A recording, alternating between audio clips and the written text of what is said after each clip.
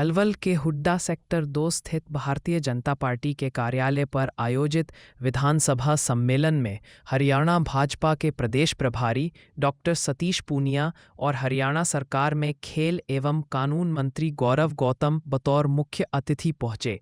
कार्यक्रम की अध्यक्षता पलवल भाजपा जिला अध्यक्ष विपिन बैसला ने।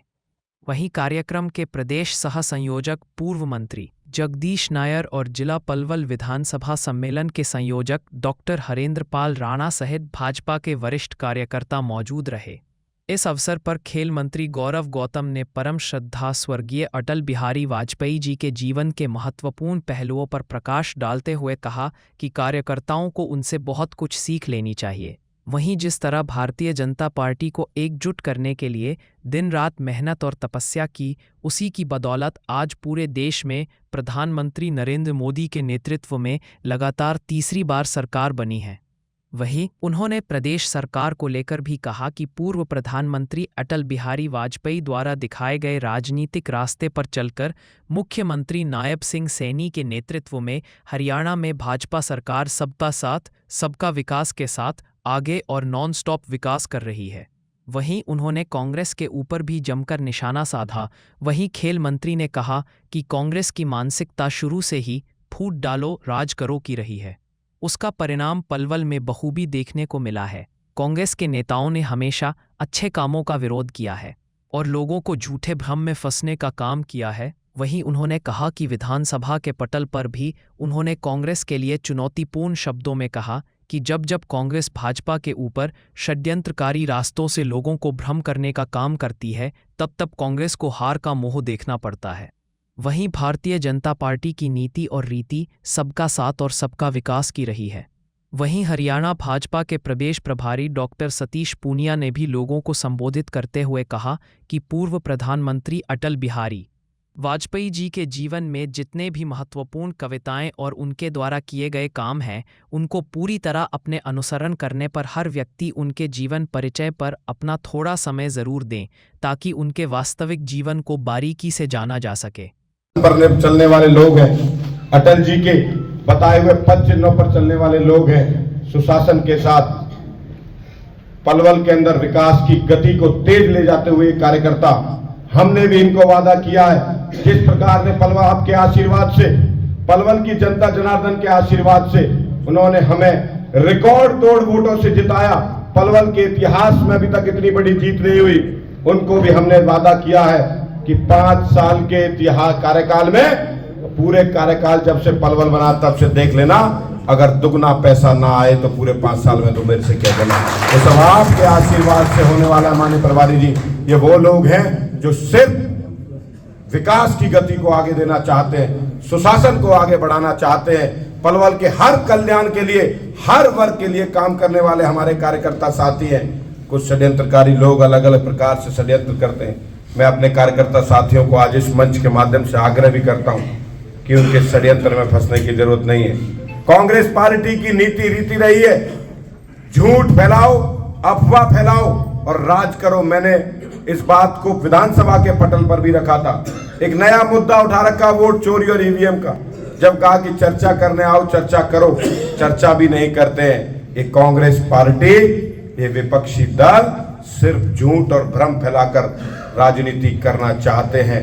मेरी एक कहावत कहते हुए, क्योंकि हम आपको सुनने के लिए आए, आपका आशीर्वाद लेने के लिए आए, कि मैंने कुछ लोगों को पिछले कुछ दिन से देख रहा हूं, हरियाणा में भी और अपने क्षेत्र में भी, वो हमारे लोगों के पीछे ऐसे लगे हुए हैं, कोई जान नहीं, कोई पहचान नहीं, कोई राजनीति से लेना देना नहीं। मैं एक कहावत पढ़ रहा था माननीय प्रभारी जी, एक जुगनू चमक रहा था और सांप उसके पीछे पड़ गया, और जुगनू भागे और सांप उसके पीछे पीछे।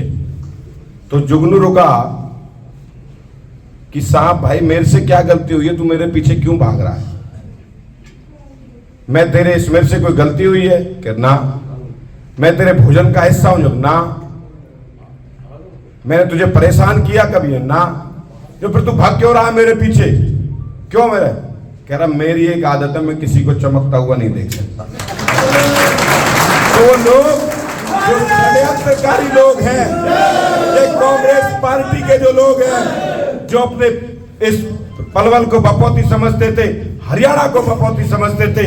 ये उन कार्यकर्ताओं ने घर बैठाकर आपके आशीर्वाद से सुशासन की उस यात्रा को आगे ले जाते चलिए। हमारी पार्टी, मैं अपने कार्यकर्ताओं से भी आग्रह करता हूं, भारतीय जनता पार्टी के लोगों ने, किसी कार्यकर्ता ने, किसी नेता ने कोई ऐसा काम नहीं किया जिससे हमारा सर नीचा होना पड़े। हमारे हर नेता ने नरेंद्र मोदी जी के नेतृत्व में हमने वो काम करके दिखाए हैं जिसमें पीढ़ियां चली गई, धारा 370 हटा नहीं पाए। 550 साल का पुराना वो राम मंदिर, कितनी पीढ़ियां चली गई, लेकिन वो आपके राज में बना है। आपके आशीर्वाद से नरेंद्र मोदी जी आज प्रधानमंत्री है। माननीय कार्यकर्ता साथियों, जनता साथियों, मैं तो यही आपसे आग्रह करता हूं कि जनता में जाकर सुशासन और विकास की बात, हमें राजनीति जनता जनार्दन ने इसीलिए तीसरी बार चुना है कि जो अटल जी ने हमें रास्ता दिखाया था, विश्वास, पारदर्शिता और जवाबदेही, आज बदलता हुआ हरियाणा, हर क्षेत्र में डिजिटल क्षेत्र हो।